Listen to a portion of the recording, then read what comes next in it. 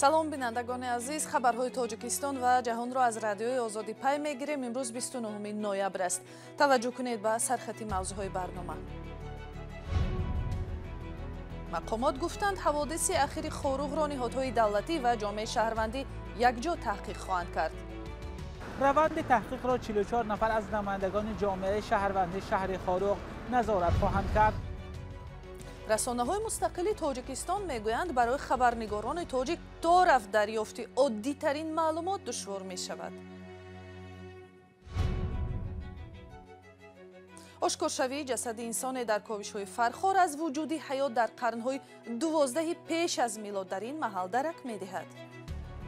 در این ساحل‌های دریاها در آبها تمدن‌ها تیز ترقی می‌کردند. مقامات رسمی تاجیکستان یکجا با نمایندگان جامعه شهروندی رویداد اخیر در ولایت مختار کوهستان بدخشان تحقیق خواهند کرد. در این باره اجرا کننده وظیفه رئیس ولایت علیشیر میرزاناباد در جلسه حکومت ولایت روز 29 نوامبر خبر داد. مرگ یک ساکن روشقلعه که با ادعای مقامات هنگام بازداشت تیراندازی کرده است سبب اعتراض‌های شد که 4 روز ادامه یافت. نزدیکان این شخص و اعتراضگران میگویند که او قصداً هدف تیر قرار گرفته است. وعده تحقیق حادثه و هم نظر مردم را به این حادثه ها در گزارش همکاران ما مولا رجب یوسفی و برات یوسفی خواهیم دید. طبق آخرین خبرها از ولایت مختار کوهستان بدخشان تحقیق مرگ گلبدین زیابکوف آغاز شده است. روند تحقیق را 44 نفر از نمایندگان جامعه شهروندی شهر خاروغ نظارت خواهند کرد. مرگ گلبدین زیابکوف 29 ساله ساکن ناحیه روشقلعه در روز 25 نوامبر باعث ناراضگی صدها نفر از ساکنان ولایت مختار کوهستان بدخشان شد. مسئولین حکومت ولایت بدخشان شام 28 نوامبر بعد گفتگوی 10 ساعته با نمایندگان اعتراضگران میدان مرکزی شهر خاروغ وعده دادند که چگونه ففتیدن گلبدین زیابکوف به طور شفاف تحقیق می شود. اعتراضگران محض بعد این وعده میدان مرکزی شهر خاروغ را ترک کردند. تظاهرات صدها ساکن ولایت بدخشان 4 روز دوام کرد و باعث هلاکت دست کم 3 نفر و زخمی شدن قریب 16 نفر از ساکنان و کارمندان مقامات قدرتی شد. وضعیت در شهر خاروغ به گفته مقامات فعلا آرام است و مغازه و دانشگاه و بازارها کار خود را از سر گرفتند. تحولات بدخشان در داخل و خارج تاجیکستان واکنش‌های زیاد را به میان آورد. هرچند در تاجیکستان پرسش افکار عموم رسم نشده است، ما از ساکنان شهر دوشنبه پرسیدیم که نظرشان درباره واقعه‌های اخیر خاروغ چیست. فیسبوک دیدم همونجا بسیار زیق شدم، گریان شدم بچه جون که من خودم بچه‌های یوش گذاشته شدم، خیلی گفتم پروکرور جوای کردم شدم. خیلی دولت باید یگان جوشه نگاه دارد سخت کنه بردباش کنه. و این مسئله که ما ناراضی میشیم این معنی نداره که یک کس پیروز کردیم در خانه و در ما رو نمیگیرد که این خطای دعوت کردن برای خاطر که قوی مسئلهش کمک نداره. اما یک گذرگاهی هست که ضد مواد مخدر قاچاق است. از دوستان پامیری هم آنها گفتند که اینکه در خاروغ در وطنشون جنگ رفته ایستاده است، یعنی که مردم خستن میتینگ میکنن، اما من هیچ معلوماتی مختصری در آنجا ندارم. هیچ درک نداره، اون گپ نمی‌کنه. در این وقت تنجی یک بی‌عقلیه. فکری من عقیده من دیگه را نمیدونم. ناراضگی خودش در حق داره که هر یک انسان حق داره که برای گپ زنه. اگر حق باشه برای چی گپ زدن ممکن نیست که؟ اگر حق باشه مرحمت. من انیق نمیدونم چی گپه اینجا. انیق نمیدونم چی گپه. خواطر نمیشید برای خشت میشه چی بنویسی؟ خواطر میشه. خیالم خوالی شد، پلوش خوالی شد، ما رفتم درد سر شد. دیگر اونجا متنجی. رفتار مقامات درست است. مردم که در نادرست عمل کرده است. هر کشیدنش ممکنه یو نه که اگر چیز گیریم سر مقصد تینجا مونی شود گذشته با گذشته سواد بونیم اگر واسه ضمناً دفتر مطبوعات حکومت ولایت بدخشان آوازه‌های استعفای رئیس ولایت علیشیر میرزانبات را رد کردند. میرزانبات روز 5 نوامبر بعد برکناری یادگار فیضف به مقام رئیس ولایت تعیین شد و از این پیش در مقام شهرداری خوروغ و معاون رئیس کمیته دولتی امنیتی ملی کار کرده است.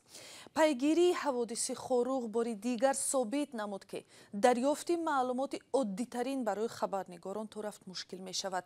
در این باره بعد یک آگهی صحبت میکنیم.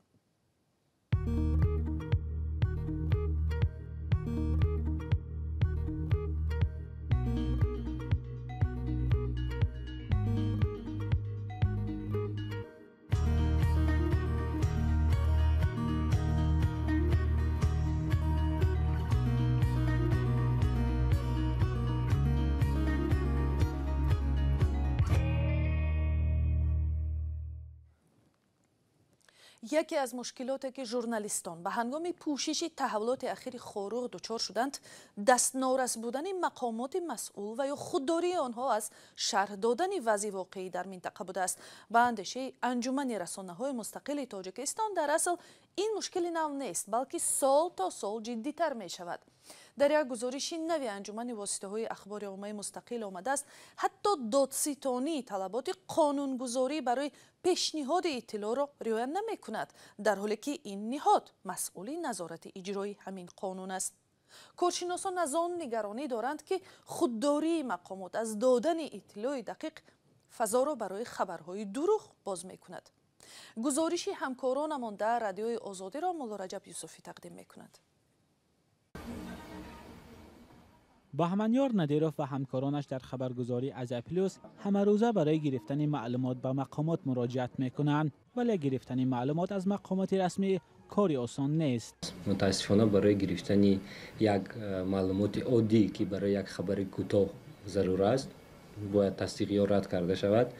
لازم است که به چند رقم زنگ زنید،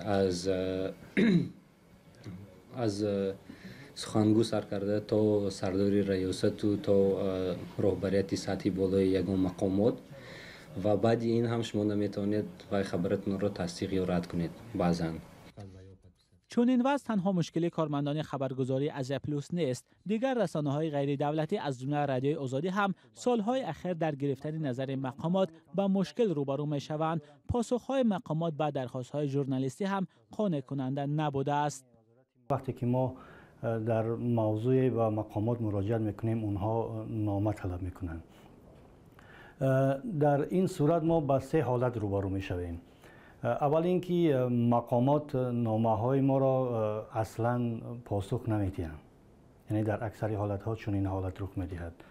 و در صورت دوم ما نامه ها را میگیریم اما خیلی دیر، حتی نامه های هستند 1 ماه بعد، 2 ماه بعد و حتی این 3 ماه بعد ما نامه ها را جواب اون را دریافت میکنیم که در این حالت دیگه تقریبا که مطلب الکی چاپ شده است و این نامه اهمیت خود را از دست میدهد.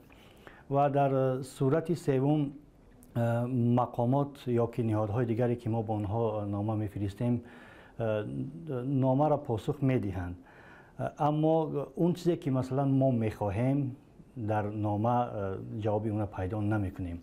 آرامی ها را با وجود آرام و مقامات انتقاد درباره دسترسی به اطلاعات را رد می‌کنند. نشست خبری رهبران ساختارها که هر نیم سال برگزار می‌شود، به گفته مقامات یک دلیل همکاری خوبی آنها با رسانه‌ها میباشد. در یک گزارش انجمن ملی واسطه‌های اخباری عامه مستقل یا ننسمیت آمده است خودداری مقامات از پیشنهاد اطلاع ضروری خبرنگاران را مجبور کرده است که از دیگر راه معلومات ضروری را پیدا کنند. یکی از این راه پیدا کردن منبع‌ها در اداره‌های رسمی است. ننسمیت از ماه ایول تا آگوست سال روان به اداره‌های رسمی 58 درخواست ژورنالیستی ارسال کرده است که 37 تای آن بی جواب است.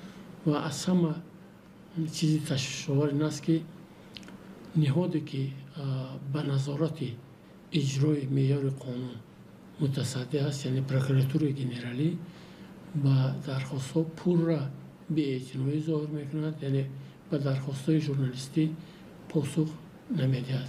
ما برای گرفتن نقطه نظر دادستانی کل تاجیکستان به بینای این نهاد آمدیم، اما در اینجا کسی از جمله مسئولین دفتر مطبوعاتی آن حاضر نشدند با ما صحبت کنند.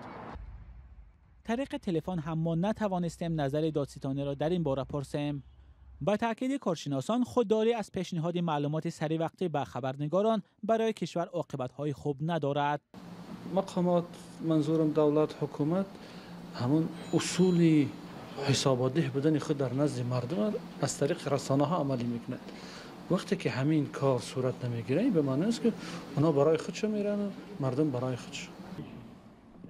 نگرانی از مشکل شدن کار خبرنگاران مستقل در تاجیکستان و محدود شدن آزادی بیان بارها از سوی سازمان‌های حامی حقوق صدا داده است، ولی مقامات همیشه تاکید کردند که آزادی بیان در کشور تامین است. مولا رجب یوسفی، نگاره فضل‌الدین، آزادی دوشنبه.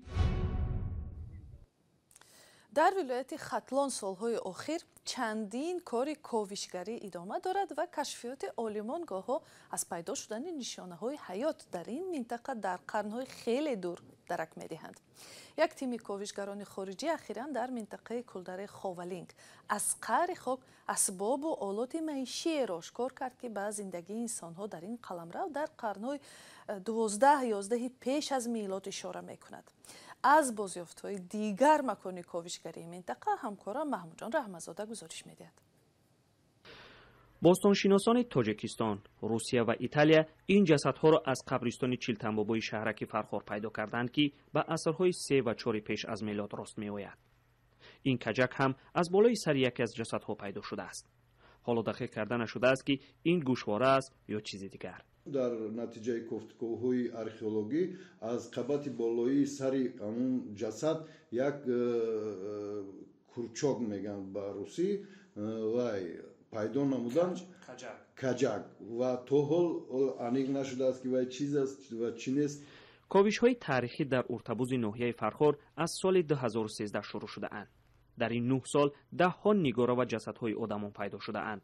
تاریخ نگاران میگویند که این بازیافا از آن شهادت میدهد که در قدیم در اینجا آدم‌ها زندگی میکرده اند. هر شهرهایی که میبینیم که ترقی کردن، چخیلی که در مصر دریای نیل، در زرافشان ببینید که چخیلی که سرازب پنجکین، در فرخار ببینید که دریای پنج، در این ساحل‌های دریاها در آبها تمدن‌ها تیز ترقی میکردند، چون که آب این منبع حیات است و مردم در نزدیکی آب راحت زندگانی میکنند. بار اول نیست که در پی کاوش‌های تاریخی از موضع ارتبوز و قبرستان چیلتنبابوی فرخار جسدها پیدا می‌شوند. باستانشناسان سال 2016 در پی کاوش‌ها 2 جسد را پیدا کرده بودند که به عصر 12-11 پیش از میلاد راست می‌آمد. اینچنین در هر کاوش از پهلوی جسدهای پیدا شده سنگ‌ها و مهره‌ها و برخی آلات مسین یافت شده است. در پی کاوش اخیر هم از پهلوی 5 جسد مهره و کوزه‌های کلالی دریافت کرده‌اند. کاوش‌های اخیر را باستانشناسان ناتالیا وینگرادووا از سنت پتربورگ و جوانا لامباردای ایتالیایی اولهای ماه نوامبر به انجام رسانیده بودند. چندین کوزه‌های کلالی و طبق‌های کلالی بازیافت نمودند و مهره‌های قیمت بازیافت نمودند و تاریخ این شباهت به آن می‌دهد که 3 یا 2000 سال پیش از میلاد وجود داشته است. حالا در ناحیه فرخار 52 مکان‌های تاریخی را ثبت کرده اند. کلانترین مکان تاریخی در فرخار این قلعه تاریخی زالیزر است که 70 گکتار را تشکیل می‌دهد. اما تاکنون در این منطقه کاوش‌های تاریخی انجام نشده است. مقامات میگویند که آنها تلاش دارند کاوش‌های تاریخی را در فرخار با پیدا کردن مبلغ وسیع نمایند. این منطقه‌ای که گفتگوی آرخئولوژی انجام شده ایستاده است در رو بروی دریای پنج و ولایت تخار افغانستان قرار دارد. بیشتری باستانشناسان هم میگویند که در این منطقه بازیافت‌های نادری نهفته است که باید آنها را کار کرد و بازیافت نمود تا تاریخ چند هزار ساله فرخار را اثبات کرد. محمود جان رحمت‌زاده، آزادی از محل گفتگوی آرخئولوژی.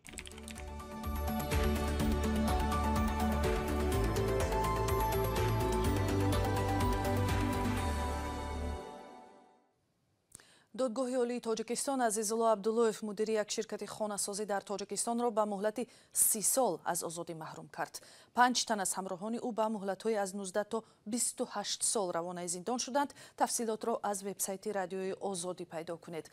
و در همین جا نشر امروزه اخبار تاجیکستان به پایان رسید. خبرهای بیشتر را در سامانه آزادی cwazadi.org و شبکه‌های اجتماعی فیسبوک، ادناکلاسنیکی و توییتر پیدا کنید.